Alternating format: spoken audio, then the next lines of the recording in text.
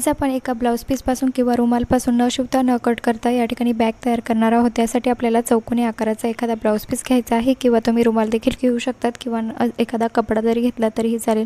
अशा पद्धतीने आपल्याला चारही बाजूंना एक एक गाठ या ठिकाणी तयार करून घ्यायची आहे। सर्व गाठी आपल्याला सेम साईजच्याच या ठिकाणी तयार करायच्या आहे, लहान किंवा मोठी ही गाठ व्हायला नको।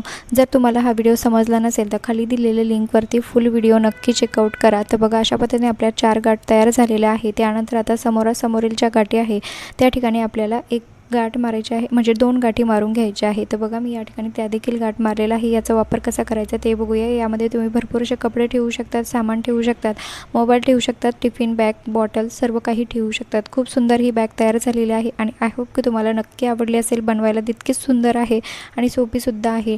लाईक करा, शेअर करा आणि चॅनलवरती नवीन असाल तर प्लीज सबस्क्राईब करायला विसरू नका आणि असेच नवनवीन व्हिडिओ बघत राहा। धन्यवाद।